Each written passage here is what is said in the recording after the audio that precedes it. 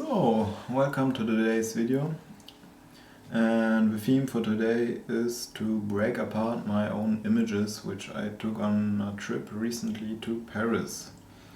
So what I mean by that is that I am talking about 6 images I sorted out from my Paris trip, and I will be explaining and basically confronting myself with these images and think about why they work, and in some other cases why they don't work.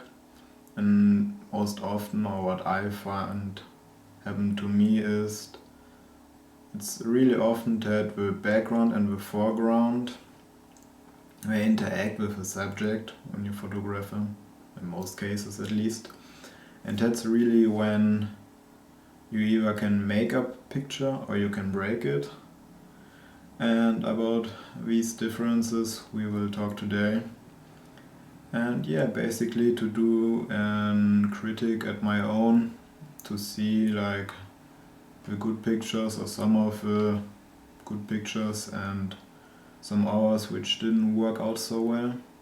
Because with the thing I realized recently, especially with the trip to Paris, is that when you're out and about taking these pictures, especially street photography, you're photographing out of an instinct most often, and when it comes to composition, you just do it. You don't always think so special about it, or you don't always think composition is the first thing which comes into mind when photographing the subject, especially when you have a limited amount of time. And just until when you come into Lightroom or Photoshop and you start editing your image and you confront yourself with these images you took, that's when you really can like analyze them and see like, why does this image work so well for me, and in other cases why it doesn't. And if you learn why it doesn't work, you will also learn how it can work or how it may have worked, and for the next time you will be better off. So there's that. And yeah, for today I have 6 pictures which I will be talking about. And let's just jump right into Photoshop. So when we are looking at this first image, and it's an image which kind of works, I would say, there are a few different things to consider when looking at it. First of all, I marked it red. On the sides here we have the underexposed door frame on the left and the right. Then you can see the sky is pretty much blown out and pure white, I would say. And yeah, I marked blue the subject, and then yeah, it depends from where you want to see it, but in the front of the subject you can see the very famous Louvre silhouette, or like the pyramid of glass, and in the background the old building which is part of the Louvre as well. So the main reason why this picture works is because of the subject. So when considering the subject, it's with this unexpected shape which draws attention to the image and which keeps your eye in the middle of the image basically. And yeah, with unexpected shape, it's what I mean by that is that you don't really understand what is going on, or like, why does this guy have such a weird head shape, you know, like not this head shape, but like, you know, and it's, let's just say, it kind of looks quite similar to a priest or like a Ku Klux Klan hood thing going on, which certainly he wasn't. But yeah, it kind of reminds or looks like it, and that's why it really makes this picture. If it wouldn't be for this kind of hood, this image wouldn't have worked out as good as it would be. And yeah, back to the door frames. These darker door frames on the left and right, they really serve two to frame the subject in the middle of the image, and it kind of eliminates where your eye is looking for, you know. It's almost pure black. There are some details on the sides, but not really that much. So when you first look at the image, you see the black door frames, you see the bright sky, and you see the subject. In worst case, you see the subject at last, but I would kinda say when you really blink and just look at it, the subject is right there in the middle. It pops out against like this background of the roof, which is not really overexposed. It's, I would say, correctly exposed. And yeah, so that's why this image kind of works out, but that's just my opinion. If you say this image is shitty, so be it. I don't really care about that. Yeah, I would say we go straight onto the second image from Paris. So, this one is by far one of my favorites, which I took on the trip to Paris. And if you can recognize the spot, it's this famous Inception Bridge, or at least that's how I call it. And yeah, so it's a pretty fun picture, I would say. And once again, we have here on the outer parts of the frame like a dark area, once again kind of serving as a framing for the image itself, or as a frame. And if we look at the image, or inside this frame, we see the bright subject, which is this lady right there, which is wearing a white dress. And we have this center column, which is not underexposed, which is correctly exposed, definitely, but definitely on the brighter side, or like there's definitely some going on, some contrast between the center column and this really dark, basically almost pitch black outer areas of the frame. And yeah, and here on the right side we have, who would have guessed it, the Eiffel Tower. And in contrast to this bright lady, it's rather dark. And yeah, we have these lampposts on the left and right, which quite like, yeah, it adds a little bit of something to the image. And if you look first at the image, you don't look left, you don't look right. The first thing which comes to mind is, I marked it red as well, this center column. If you open up the image or you just close your eyes and look at it, the center column will be, at least for me, the first thing which you're gonna look at. And when you have the choice, you can either tend to look to the brighter subject on the left, or you look to the big old dark subject on the right, the Eiffel Tower. In my case, I would say I tend towards to look more towards this lady in white, because it pops out a little bit more, especially with the texture. And yeah, that would be it. But you can also see I marked here on the right side of the image a red line, basically splitting like this column on the right in two. And the reason I marked it is because I could have cropped it, so I have like a perfect framing on the outer areas of the image.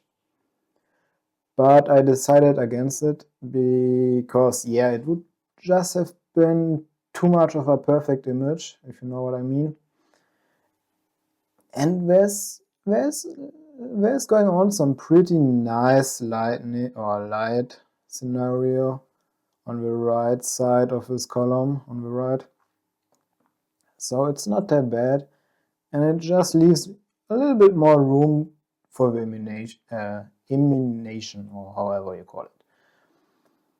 And another aspect of this image is, You can argue about it that I cut off the top of the Eiffel Tower, as you can see, but I took a similar image like this, or at the same day and with her, where I didn't cut it off and I did frame it a little bit differently. I did the same treatment in Lightroom, and to be honest, I didn't like it. The image was not, it was good, but it was not as good as this one. A little bit of boring. And yeah, like, you don't need always to see everything of an important subject. Especially like with the Eiffel Tower. You can see 2/3 of the Eiffel Tower alone in this image. The top part of Eiffel Tower, who cares, honestly? Like, yeah. Your illumination, or yeah, my pronunciation is bad, but the top of the tower you can just think up in your mind, like, totally. And yeah, that's kinda why this image, I think, works out quite well. And yeah, I don't know if I didn't forget anything. I don't think so. Yes, I would say. And yeah, also there's like a little bit of a story going on, or I like if the pictures have some kind of story to tell.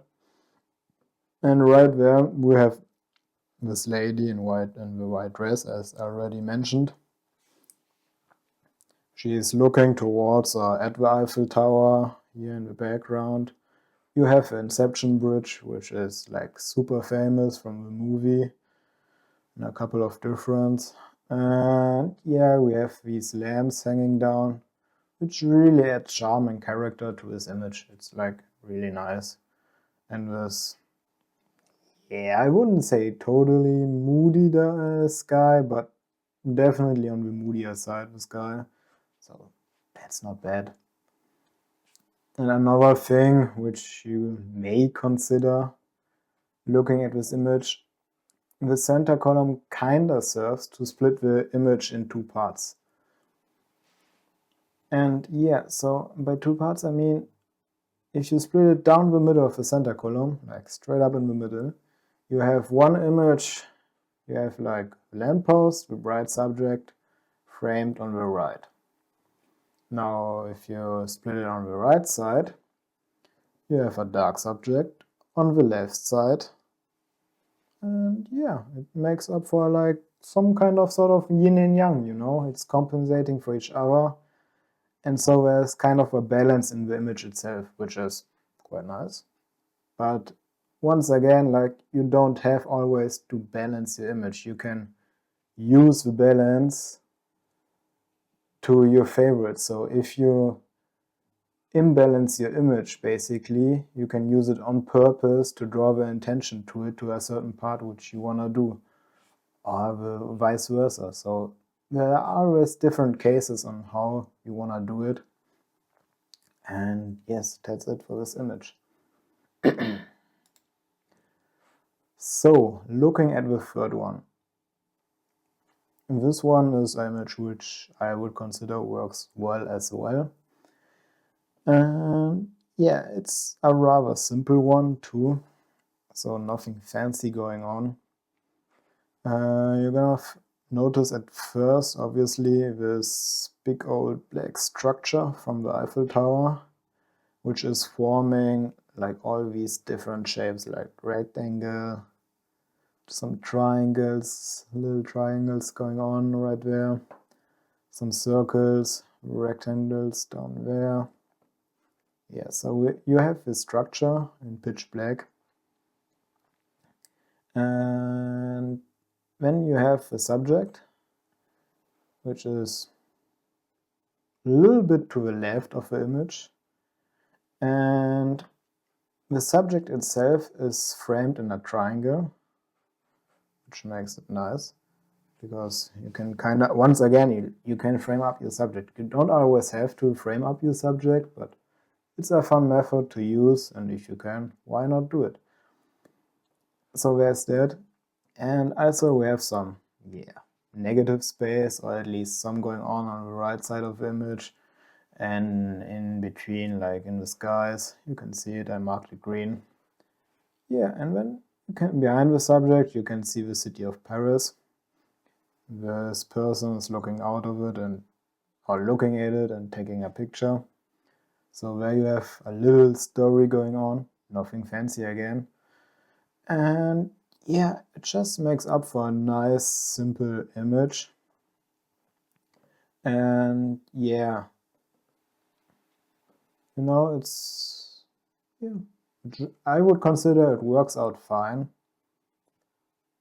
For sure, it's by no means a perfect or like an award-winning image, but it does the job, I think. So, looking onto the fourth one. And this is an image which doesn't work, for my mind at least. So there are a couple of different reasons for it. I marked it yellow, and I said the lines are disturbing the eye too much. By that I mean is you have these lines going across the image like all over the place. They add some kind of symmetry or whatever you want to call it. But really the problem is these lines are intersecting with the subject, especially the subject face. And that really doesn't look good, you know, like having some lines crossing the subject's face, it's really not ideal. And another problem is, you can see this person is wearing a hat. That's the reason why I took this picture, because persons with hats on are always a good subject. But the problem is the face features aren't visible.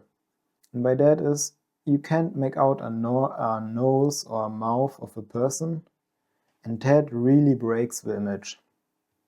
That you can see the nose shape or the mouth shape, or both, or in the ideal case both of them, that you can't see them, really breaks the image, and the head is simply just not enough to make this image work. It's quite sad, because I would quite have loved it to work it out, but it didn't. And yeah. And by the way, this shot was also taken on the second floor, I think, or the first floor of the Eiffel Tower, I don't know anymore. And yeah, moving to this fifth image, why this photo works. And it's a fun one, because I flipped it 180 degrees. So normally I would be standing somewhere right there, yes, right there, camera down low to the ground. And yeah, so while this one is working, first of all we are looking at the subjects. Subject number one is a little bit left from the image of the center, and it's holding a phone, clearly visible holding a phone and walking. So yeah, and it's like black against pure white, pure black versus pure white, so you have some heller contrast right there. And then you also have the second subject on the right of the image, walking again, hitting quite a similar pose as the first subject, also holding a phone, I would say. I'm not totally sure, but who knows. And yeah, the second subject is framed by these two lampposts. And these lampposts are really photogenic, and you can recognize them as soon as you look at the image. You know, yes, these things are some lampposts. You have two persons walking, they have a phone. And I marked them in yellow and said like the lampposts make or break the picture. By that I mean is, the image could work or would work without these two, or 2.5 lampposts. But having these lampposts in the image really adds this little extra to the image, which really makes this image work. And yeah, like once again, just play a little bit when you see a water reflection. Get down low, see what you can get. Originally, when I envisioned this image, I didn't know or didn't saw these lampposts just until when I did get low to take the picture and I saw them, and it was a nice coincidence and it worked out perfectly for me. In the blue you can see the person's feet, and you can see that I flipped the image 180 degrees. So yeah, there's that. The last one, why this one doesn't work, and it's quite a busy image, I would say. So when we are looking at the subject, again, it's right there, I marked it in red. The pose is quite nice and you have some separation to the background, which is like correctly exposed, I would say. So we would say subject is somewhat alright. When you look to the left of the subject, you can see the messy background and it's not clear what to see. And by that I mean is you have these two glass pyramids of the Louvre going on. And to the right side of the pyramids, they are somewhat transparent or semi-transparent. And the more you get to the left side of the image, or to the edge of the image, the darker it gets. And the lines of the pyramids they go into this area of darkness, basically. And your eyes are just trying to figure out what is going on in these areas. But as it is pitch black, you can't see anything there, and your mind is occupied with this messy scene, and it breaks the image totally. And on the right, which doesn't really help, you have like the person taking the picture, I marked it in red again, and the person is in pitch black. That would be alright against this bright background, but you can see it, but on the left there was another building blocking the sun and throwing a huge shadow on the right, and this person is drowning in that building's shadow, and you can't really make the difference between the building shadow, which is thrown onto another building right there, and the person as a silhouette drowning into the shadow from the building and from the dark, like floor or asphalt or whatever. And that's the reason why this photo doesn't really work out. You could, I don't know, you could try to crop it differently, but that's not how I envisioned it, and so there's that. So I hope you did kinda understand the concept and the different reasons why the image or the images work or didn't work out so well. And please do consider to subscribe or like the video. It does really help out, especially as I'm just starting on YouTube. So everyone counts. So thank you for watching and stay tuned until the next one.